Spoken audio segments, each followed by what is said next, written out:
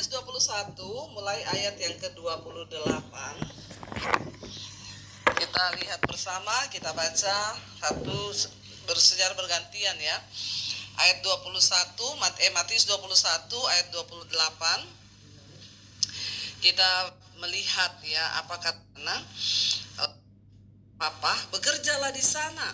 Dan anak yang kedua bilang, aku tidak mau. Apa sih goalnya orang itu ke gereja? Kenapa kita datang setiap hari Minggu? Kenapa kita mendengar khotbah? Kenapa kita belajar firman? Sebenarnya cuma satu kan tujuannya, Tuhan mau supaya kita melakukan kehendaknya. Tidak ada yang lain. Ya Tuhan nggak menuntut kita tuh jadi Kristen, wah kita hebat, doakan orang sembuh, mati bangkit. Ya, lalu kita juga bernubuat hebat. Enggak, cuma satu sebenarnya yang Tuhan mau, dan goal dari kekristenan itu adalah menjadi orang Kristen yang melakukan kehendak Tuhan. Ya, itu aja ya, supaya kita ini melakukan kehendak Tuhan. Coba kita baca dulu bersama Matius pasal 21. Mari kita baca bersama. Ini memang panas sekali ya Bapak Ibu ya. Gak apa-apa ya, ini sudah mau kiamat. Jadi nerakanya sudah mulai terbuka sedikit ya. Makanya siap-siap bertobatlah. Kita baca Matius 21 mulai ayat yang ke-28. Kita lihat bersama, kita baca secara bergantian ya. Ayat 21, Matius 21 ayat 28. Kita melihat ya apa kata firman Tuhan di sana. Kalau saudara sudah dapat, kita baca ya, ada di sini 1, 2, 3, baca bersama. Ya, tetapi apakah pendapatmu tentang ini? Seorang mempunyai 2 anak laki-laki, ya. Ia pergi kepada anak yang sulung dan berkata, anakku, pergi dan bekerjalah hari ini dalam kebun anggur. Ayat yang berikutnya, baca bersama. Jawab anak itu, baik Bapa, tetapi ia tidak pergi. Lalu orang itu pergi kepada anak yang kedua dan berkata demikian. Dan berkata demikian juga, dan anak itu menjawab, aku tidak mau. Tetapi kemudian ia menyesal, lalu pergi juga. Ayat yang berikutnya, baca bersama 1, 2, 3. Siapakah di antara kedua orang itu yang melakukan kehendak ayahnya? Jawab mereka, yang terakhir. Kata Yesus kepada mereka, aku berkata kepadamu, sesungguhnya pemungut-pemungut cukai dan perempuan-perempuan sundal akan mendahului kamu masuk ke dalam kerajaan Allah. Sampai di situ saja. Jadi ini sebuah perumpamaan yang diberikan oleh Tuhan Yesus. Dia ada seorang bapa, dia punya 2 anak, ya. Anak yang pertama, bapaknya bilang, nak, pergilah ke kebun anggur papa, ya, kerjakan kebun anggur itu. Lalu anak itu segera berkata, siap papa, oke, aku pergi. Tetapi Alkitab berkata, sampai pada akhirnya dia tidak pergi.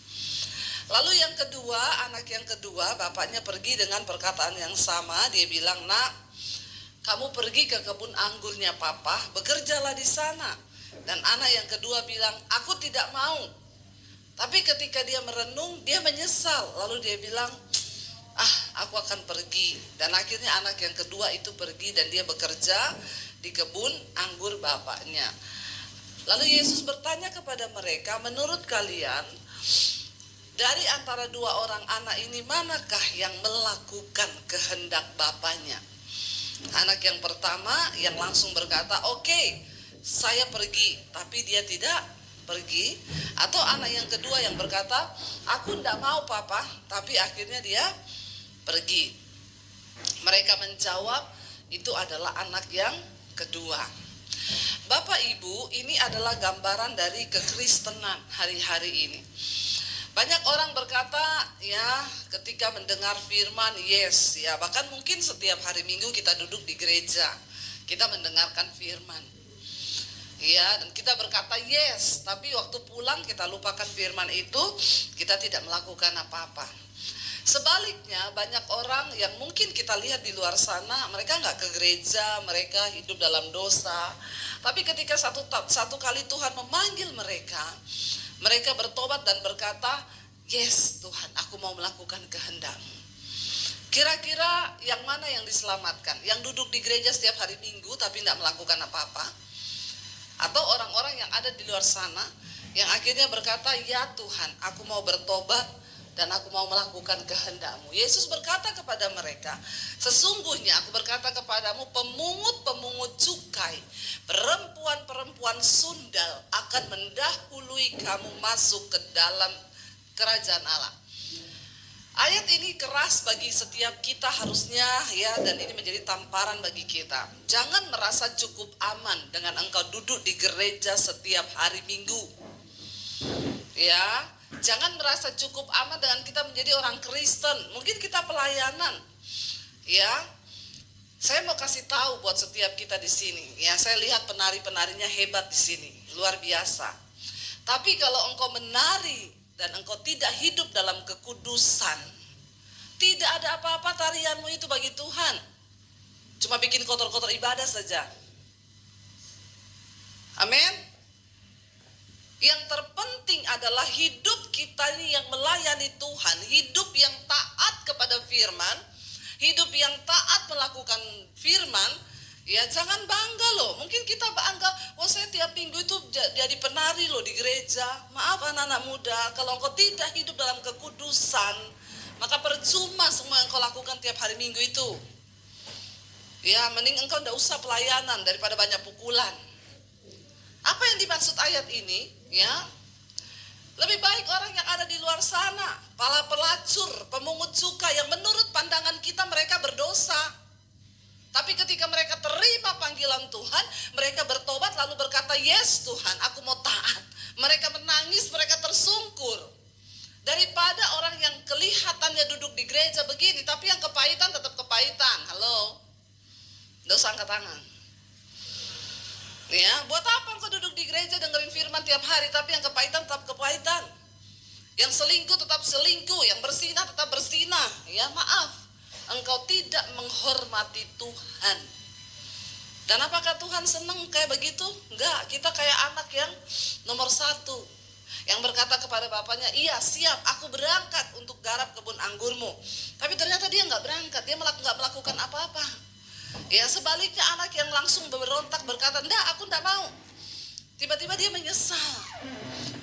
Penyesalan, pertobatan, itu yang Tuhan lihat dari hidup kita. Engkau duduk di gereja setiap hari Minggu tapi hidupmu gak ada pertobatan, percuma. Ya, kita melayani Tuhan setiap hari, kalau hidup kita tanpa pertobatan, percuma. Kita ingat kisahnya Imam Eli. Ya, Tuhan berkata kepada Imam Eli, tadinya aku sudah berniat, aku sudah berjanji, aku akan mengokohkan kerajaanmu. Imam Eli, engkau dan anak-anakmu itu akan tetap ada selama-lamanya di hadapanku. Tetapi sekarang jauhlah itu daripadaku, karena anak-anakmu tidak menghormati aku. Mereka meniduri para pelayan-pelayan mimbar di bait suci Tuhan. Mereka mengambil setiap korban-korban persembahan yang dipersembahkan bagi Tuhan. Dan Tuhan marah dan berkata, sejak hari ini jauhlah itu daripadaku. Dengarkan, engkau dan anak-anakmu laki-laki akan mati dalam satu hari yang bersamaan. Dan tidak akan ada lagi kakek di dalam keturunanmu, karena engkau akan mati. Dan itu terjadi. Ya, jangan main-main dengan Tuhan. Mari hari-hari ini kita serius dengan Tuhan. Goal dari hidup kekristenan kita adalah melakukan kehendak Tuhan. Enggak peduli seberapa hebatnya karuniamu, enggak peduli biasanya kita enggak ada apa-apanya di mata manusia. Yang Tuhan cari cuma satu, orang yang melakukan kehendak Tuhan. Katakan. Bapak Ibu, ketika bangsa Israel memberontak ya, dan mereka ingin memiliki seorang raja. Kita tahu bersama Israel itu negara teokratis yang sebenarnya dipimpin sendiri oleh Allah.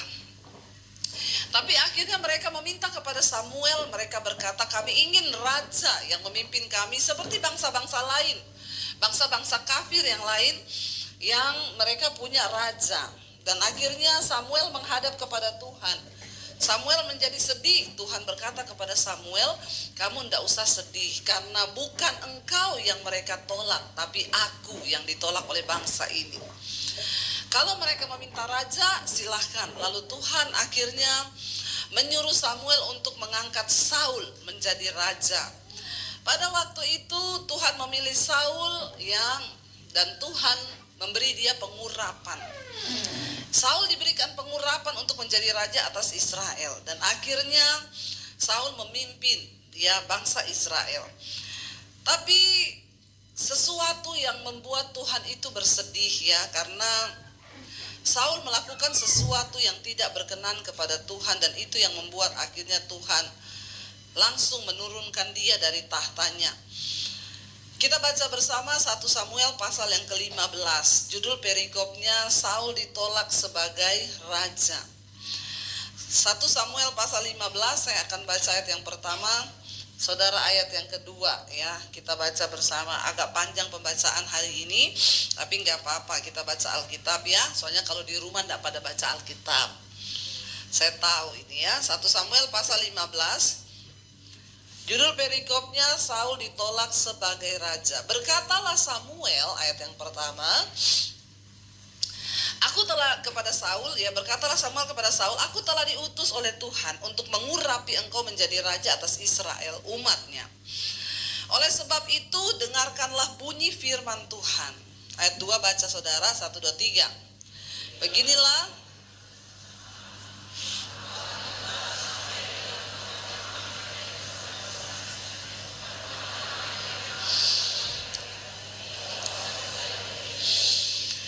jadi pergilah sekarang, kalahkanlah orang Amalek, tumpaslah segala yang ada padanya, dan janganlah ada belas kasihan kepadanya, bunuhlah semuanya, laki-laki maupun perempuan, anak-anak maupun anak-anak yang menyusu, lembu maupun domba, onta maupun keledai. Kenapa Tuhan menyuruh dibinasakan semua? Karena orang Amalek itu orang yang tidak takut akan Allah.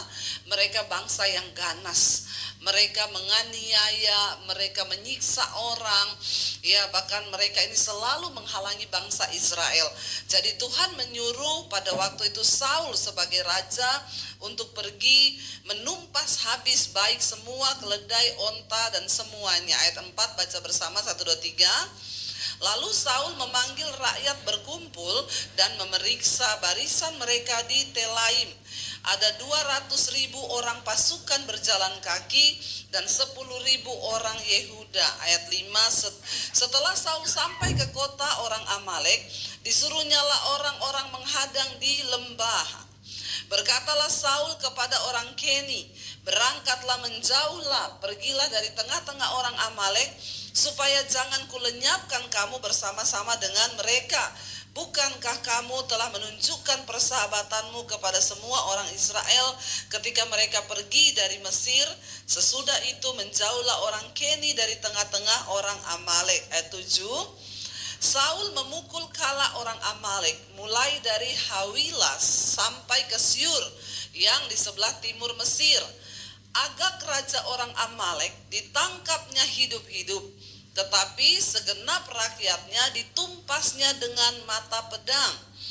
Tetapi Saul dan rakyat itu menyelamatkan Agag dan kambing domba dan lembu-lembu yang terbaik dan tambun, pula anak domba dan segala yang berharga.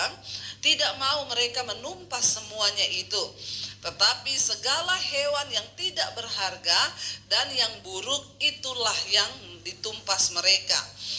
Lalu datanglah firman Tuhan kepada Samuel demikian, aku menyesal karena aku telah menjadikan Saul raja, sebab ia telah berbalik daripada aku dan tidak melaksanakan firman-Ku.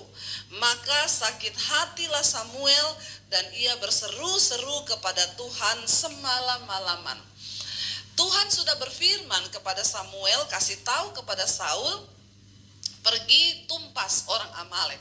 Kira-kira kalau Tuhan yang menyuruh dan berkata seperti itu, kira-kira Saul pasti bakal menang atau tidak? Kalau Tuhan yang suruh, Pasti menang kan? Bapak Ibu, kalau Tuhan yang suruh kita, ya percayalah bahwa Tuhan yang menyertai, Tuhan yang mengurapi. Saya sering berkata kepada hamba-hamba Tuhan, kepada anak-anak Tuhan, ya saya ini dapat visi dari Tuhan Bu, mau bangun gereja. Kalau kamu mau bangun gereja, Tuhan yang suruh, nggak usah cari-cari dana kanan kiri. Amin.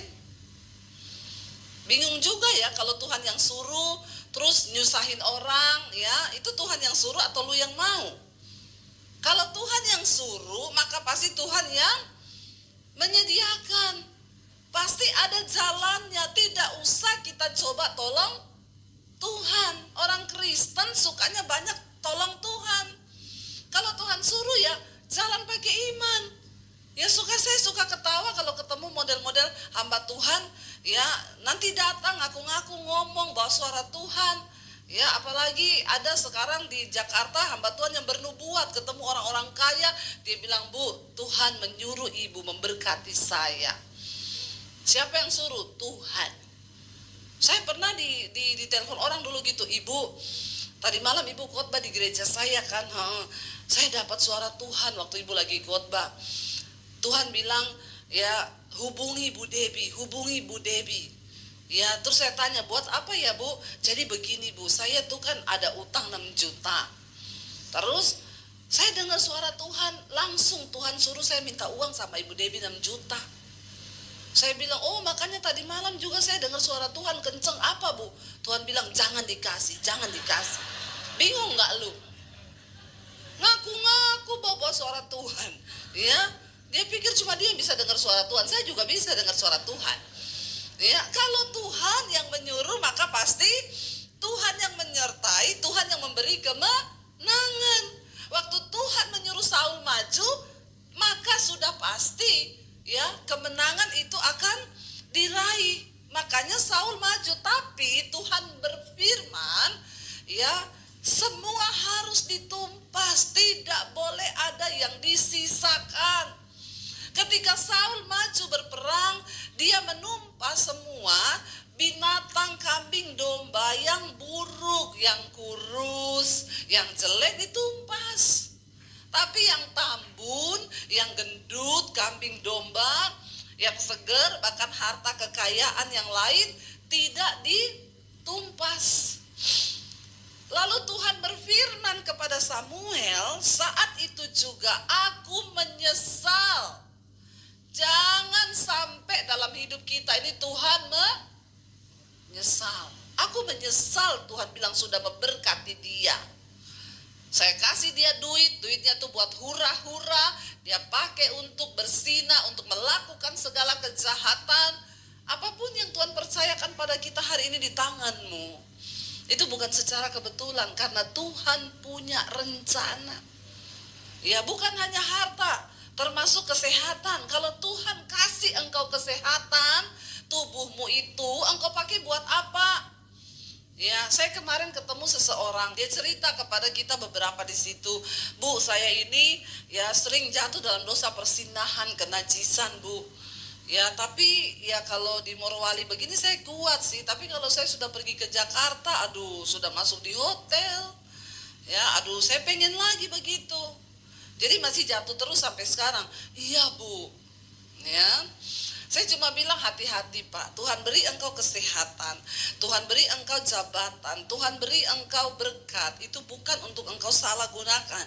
Kalau Tuhan menyesal dengan semua itu, kau mati lagi di hotel sama perempuan telanjang masuk di koran. Orang kayak begini kan kita gak usah basa-basi lagi ya. Dia langsung takut. Aduh ibu jangan bernubuat. Ya, saya bilang ini saya tidak bernubuat, tapi saya mengingatkan ya, kalau Tuhan udah bosan dengan hidupmu, kau lagi di hotel sama perempuan, kau mati serangan jantung, jantungmu berhenti, lalu keluar di surat kabar. Seumur hidup anak cucumu akan ingat itu. Langsung dia takut. Ya, lalu dia bilang doakan saya ibu. Ya doa sih nangis-nangis, nggak tahu ya tobat atau tidak. Karena kan banyak orang begitu ya, kumat, sukanya kumat. Tapi setidaknya ya kita sudah menyampaikan, hati-hati Bapak Ibu. Tuhan akhirnya menyesal. Kenapa? Cuma satu, Saul ini tidak melakukan kehendak Tuhan. Tuhan bilang maju, tumpas semua. Lalu alasannya Saul apa, saudara? Lalu Samuel bangun, ayat yang ke-12, Samuel bangun pagi-pagi untuk bertemu dengan Saul. Tetapi diberitahukanlah kepada Samuel demikian, Saul telah ke Karmel tadi dan telah didirikannya baginya suatu tanda peringatan. Kemudian ia balik dan mengambil jurusan ke Gilgal. Ayat yang ke-13, ketika Samuel sampai kepada Saul, berkatalah Saul kepadanya, diberkatilah kiranya engkau oleh Tuhan. Aku telah melaksanakan firman Tuhan. Kalau disuruh melakukan firman itu jangan setengah. Ya, jangan Injil separoh. Banyak orang Kristen tuh sekarang ambil yang separohnya aja. Ya, pasti Tuhan memberkati engkau, pasti Tuhan, ya ada yang bilang gini, ada hamba Tuhan bilang gini, saudara, jangan sedih sebab Tuhan Yesus ada di pihak kita orang berdosa. Lalu orang-orang berdosa senang berkata, yes, jadi kita mau hidup dalam persinahan, kita mau hidup dalam apa, Yesus di pihak kita. Saya komen di sana, tambahin, di pihak orang berdosa yang mau bertobat. Kalau kamu gak mau bertobat ya binasa. Jangan ambil firman tuh sepotong-sepotong.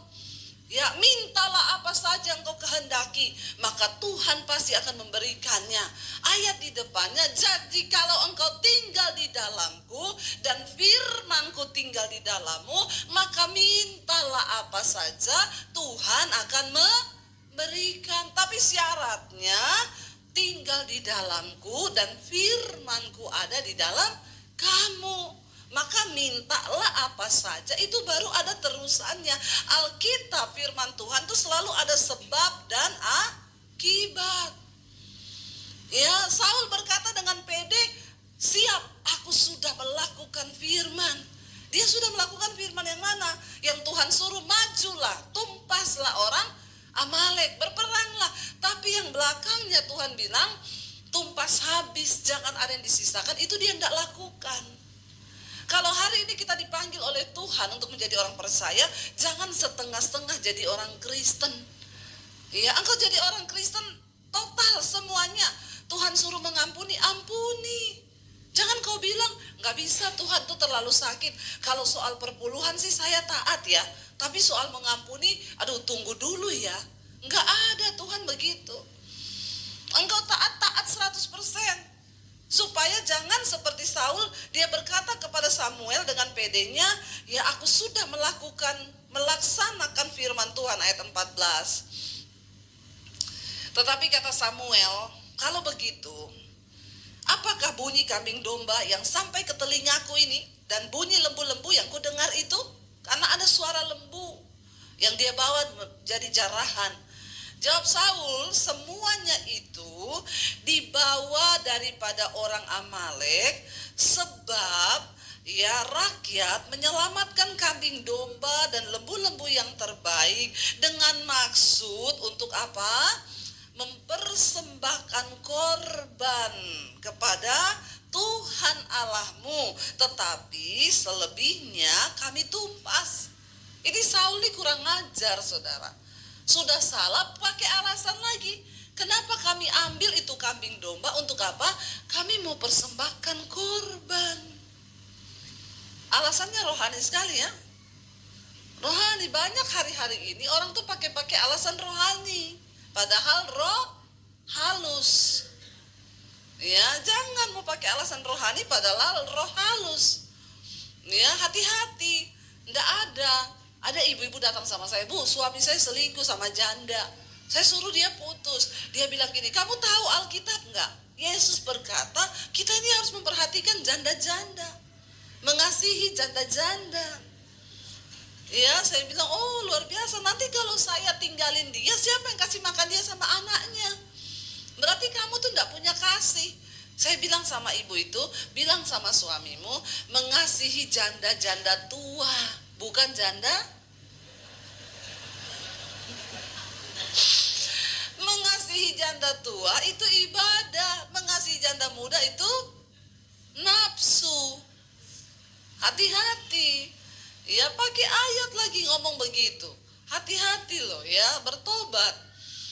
Seringkali kita pakai alasan-alasan yang kelihatannya rohani untuk membela diri, tapi Tuhan tahu niat di dalam hati yang paling dalam. Ya, jangan bermain-main dengan Tuhan. Saul bilang, rakyat mengambil itu karena kami akan mempersembahkan korban bagi Tuhan. Ya, jangan main-main dengan alasan-alasan yang kelihatannya rohani, padahal itu tidak. Ayat 16, lalu berkatalah Samuel kepada Saul, sudahlah, aku akan memberitahukan kepadamu apa yang difirmankan Tuhan kepadaku tadi malam. Kata Saul kepadanya, katakanlah. Ayat 17, sesudah itu berkatalah Samuel, bukankah engkau, walaupun engkau kecil pada pemandanganmu sendiri, telah menjadi kepala atas suku-suku Israel, dan bukankah Tuhan telah mengurapi engkau menjadi raja atas Israel? Kita tahu ketika Saul dipanggil, Saul berasal dari suku Benyamin, yang terkecil dari semua suku di atas bangsa Israel. Bahkan ketika dia ditunjuk, dia bilang, siapa aku? Aku ini hanya orang yang terkecil dari suku Israel, suku Benyamin. Makanya Samuel mengingatkan lagi, bukankah walaupun engkau kecil pada pemandanganmu sendiri, telah menjadi kepala atas suku-suku Israel, dan bukankah Tuhan telah mengurapi engkau menjadi raja atas Israel? Ayat 18, Tuhan telah menyuruh engkau pergi dengan pesan, pergilah, tumpaslah orang-orang berdosa itu, yakni orang Amalek, berperanglah melawan mereka sampai engkau membinasakan mereka. Mengapa engkau tidak mendengarkan suara Tuhan? Mengapa engkau mengambil jarahan dan melakukan apa yang jahat di mata Tuhan? Jadi Tuhan itu menilai hati. Saul itu tertarik dengan lembu-lembu yang tambun. Ketika kita ini, ya, kepentingan diri kita membuat kita ini akhirnya melanggar firman Tuhan, itu sangat berbahaya Bapak Ibu. Apapun itu, kita ini harus mati bagi diri kita supaya kehendak Tuhan bisa terjadi di dalam hidup kita. Itu yang harus kita kerjakan. Lalu kata Saul kepada Samuel, lihat bersama apa alasannya. Aku memang mendengarkan suara Tuhan dan mengikuti jalan yang telah disuruh Tuhan kepadaku, dan aku membawa Agag, raja orang Amalek. Tetapi orang Amalek itu sendiri telah kutumpas, tapi rajanya enggak, dibawa sama dia. Ya, ayat 21, lihat alasannya Saul. Tetapi rakyat mengambil dari jarahan itu kambing, domba, dan lembu-lembu yang terbaik dari yang dikhususkan untuk ditumpas itu, untuk mempersembahkan korban kepada Tuhan Allahmu di Gilgal. Tetapi jawab Samuel, di sana Samuel berkata begini. Baca bersama ayat 22, 1, 2, 3. Tetapi jawab Samuel, apakah Tuhan itu berkenan kepada korban bakaran dan korban sembelihan sama seperti kepada mendengarkan suara Tuhan? Sesungguhnya mendengarkan lebih baik daripada korban sembelihan, memperhatikan lebih baik daripada lemak domba-domba jantan. Tuhan tidak tertarik dengan persembahan korban yang diberi dengan dasar hati yang tidak taat. Kita harus memberi yang terbaik bagi Tuhan. Tapi kalau pemberianmu tidak didasari oleh hidup yang benar di dalam ketaatan kepada Tuhan, maaf, gak ada dampak apa-apa. Banyak orang berpikir waktu dia kasih uang buat pelayanan, dia kasih uang buat gereja, oh itu sudah yang terbaik. Makanya dia buat dosa apa aja sudah aman. Maaf saudara, apapun yang kau lakukan di dalam pelayanan kekristenan tidak akan berdampak apa-apa tanpa ketaatan mendengar suara Tuhan. Amin. Biar semua yang kita lakukan itu berdasarkan ketaatan, mendengar suara Tuhan. Sekalipun rasanya itu sakit bagi daging kita, tapi kita mau taat. Ya, walaupun sakit, aku mau taat Tuhan. Aku mau setia Tuhan di dalam segala hal. Ya, apa yang menyakitkan? Mari kita belajar. mempersembahkan itu, asal itu menyenangkan hati Tuhan. Ingat baik-baik, ini adalah ayat yang keras. Sesungguhnya mendengarkan itu lebih baik daripada korban sembelihan, memperhatikan itu lebih baik daripada domba-domba jantan, daripada lemak. Ya, karena Saul berpikir, ya kalau dia membawa domba-domba yang gemuk buat Tuhan, Tuhan akan senang. Tidak ada yang lebih menyenangkan hati Tuhan. Persembahan apapun tidak bisa engkau gantikan. Ya, persembahan tubuh itu yang terbaik bagi Tuhan. Persembahan hidup kita ini loh yang terbaik bagi Tuhan. Ya, maaf engkau mau beri perpuluhan berapa banyak pun, kalau hidupmu tidak bertobat, Tuhan tidak tertarik, Bapak Ibu. Inilah yang harus kita ajarkan benar sama jemaat. Kadang gembala, pendeta itu cuma mengajarkan, ya beri perpuluhan, beri ini, tapi yang ini tidak diajarkan. Ya, makanya banyak jemaat yang binasa. Dia kasih perpuluhan banyak, dia kasih uang banyak ke gereja, tapi hidupnya nggak bertobat, selingkuhnya jalan terus. Ya, dosanya jalan terus. Buat apa? Hari ini Tuhan mengingatkan kita, sesungguhnya mendengar lebih baik daripada korban sembelihan. Ketaatan melakukan kehendak Bapa, itu goal dari kehidupan kekristenan kita. Katakan amin. Jangan pernah engkau tukarkan apapun. Ya, karena ketaatanmu itu yang Tuhan mau. Ayat 23 di sana dikatakan, sebab pendurhakaan adalah sama seperti dosa bertenung, dan kedegilan atau kekerasan hati adalah sama seperti menyembah berhala dan terafim. Karena engkau telah menolak firman Tuhan, maka ia telah menolak engkau sebagai raja. Bayangkan Bapak Ibu, ya, kita lihat tidak main-main. Tuhan berkata, akhirnya Saul ditolak Tuhan sebagai raja. Saat itu juga, ketika kita ini melakukan dosa, dikatakan di sana pendurhakaan, orang yang durhaka dan orang yang hidup dalam kedegilan itu hatinya keras, nggak mau bertobat. Itu dosanya sama dengan dosa bertenung, dan itu sama dengan penyembahan berhala. Makanya seringkali kita pikir, wah yang berdosa itu orang yang ikut dukun-dukun. Oh, yang berdosa itu orang yang percaya sama kuasa gelap. No, waktu engkau keras hati, engkau tidak taat kepada firman Tuhan, dosanya itu sama bobotnya di hadapan Tuhan dengan pertenungan, dengan penyembahan berhala. Saya percuma khotbah kemana-mana, KKR orang dilawat Tuhan, kalau mendengar yang begitu-begitu itu saya tidak taat sama Tuhan, maka hilanglah semua itu yang saya lakukan. Mendengar itu lebih baik daripada mempersembahkan korban atau jadwal kegiatan pelayananmu yang penuh. Sebenarnya ketika Tuhan mempercayakan kita jadi bendaharanya Tuhan, ya, Tuhan tuh cuma mau lihat kita ini bisa dipercaya enggak. Kita ini taat nggak sama suaranya. Saya membayangkan kalau kita punya sekretaris, ya, misalnya Pak Hendrik punya sekretaris atau bendahara, dia pegang uang, terus Bapak bilang, uang itu nanti kamu kasihin. Dia bilang, nggak mau Pak. Ya, kan enak aja tuh orang dikasih uang. Ini uang lebih enak kalau saya pakai. Kira-kira Bapak pecat nggak dia Pak? Ya, kalau kita punya bendahara, demikian juga hidup kita, Bapak Ibu. Kalau engkau mau mengalami penuaian di hidupmu, kita kapasitasnya berbeda. Kalau kita ngomong soal memberi, Bapak Ibu, jangan tunggu kaya. Apa yang ada di tanganmu hari ini, ketika Tuhan bicara, ya lakukan itu. Ketika kunci dari kita ini diberkati Tuhan, zaman semakin ke depan ini semakin akan sulit. Alkitab berkata, bukan pakar ekonomi yang bilang, tapi Alkitab bilang akan datang masa yang sukar di akhir zaman. Tapi kalau engkau mau melihat Tuhan pelihara dan isi lumbung-lumbungmu, jadilah bendaharanya Tuhan yang dapat dipercaya. Aminnya sedikit. Nggak ada amin, langsung takut. Kalau sudah bicara uang, sorry aja Bu, suruh amin. Saya berani berkhotbah ini karena saya pun melakukan itu. Sampai hari ini hidup saya diberkati. Kenapa?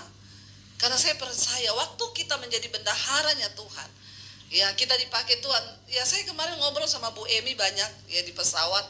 Bu, sebenarnya pekerjaan Tuhan yang begitu besar itu bisa terjadi dengan dahsyat di muka bumi ini kalau ada bendahara-bendahara itu yang bisa dipercaya. Masalahnya Tuhan mau cari orang yang dipercaya udah sulit hari ini. Dia itu mau membuka keran berkatnya. Tapi dia cari orang yang dapat untuk dipercaya. Kalau kita nggak lulus dalam hal mamon, sudah semuanya kita nggak lulus. Yesus mensejajarkan dirinya dengan mamon. Kamu tidak bisa mengabdi pada dua tuan, yaitu Allah dan mamon. Karena kalau kamu tidak setia pada yang satu, kamu juga pasti akan mengkhianati yang lain. Jadi tolak ukurnya, hari ini kita cinta Tuhan atau tidak, itu bagaimana sikapmu terhadap uang. Saul tergoda, karena Tambun ini lembu-lembu, lumayan, dagingnya besar, tapi dengan alasan nanti sebagian akan dipersembahkan sebagai korban. Tuhan marah saat itu, ya, dan Tuhan bilang itu dosanya sama seperti dosa bertenung. Waktu dirimu terikat dengan cinta uang, itu berhala, Bapak Ibu. Jangan engkau pikir berhala itu hanya engkau sembah patung, enggak, itu berhala. Lalu dikatakan di sana, karena engkau telah menolak Tuhan dan firman-Nya, maka Ia juga telah menolak engkau sebagai raja. Lalu ayat 24, berkatalah Saul kepada Samuel, aku telah berdosa sebab Tuhan telah kulangkahi titah Tuhan dan juga perkataanmu. Tetapi aku takut kepada rakyat, karena itu aku mengabulkan permintaan mereka. Ini Saul ini memang orang yang banyak alasan. Orang itu kalau ditegur banyak alasan tuh udah pasti nggak benar. Ya udahlah, kalau ditegur ngomong salah-salah aja.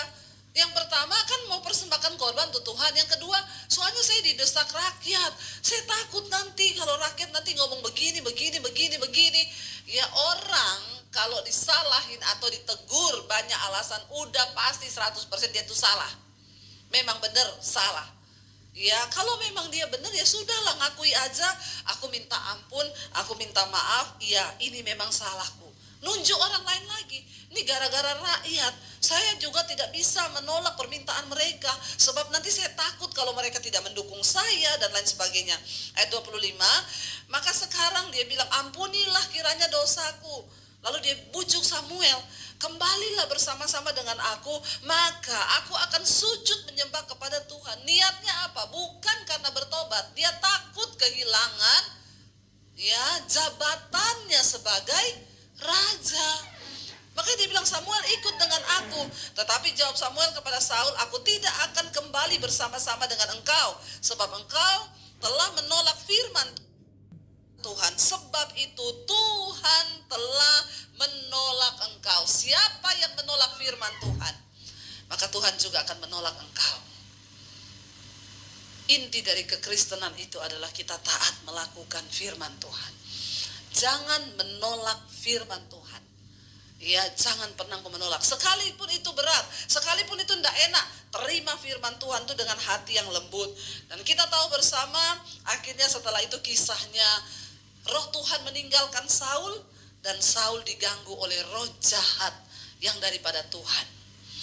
Itu kisah selanjutnya. Ya, kalau orang sudah ditinggalkan roh Allah, maka roh jahatlah yang akan masuk dalam hidupnya. Karena itu Bapak Ibu, saya berdoa, saya minta suami saya untuk bisa main, ya biar suami saya aja, kita akan sama-sama menyembah Tuhan. Bapak Ibu, kita ini adalah milik Kristus. Kita kepunyaan Tuhan. Biar kita mau berkata hari ini, Tuhan, kami mau belajar mati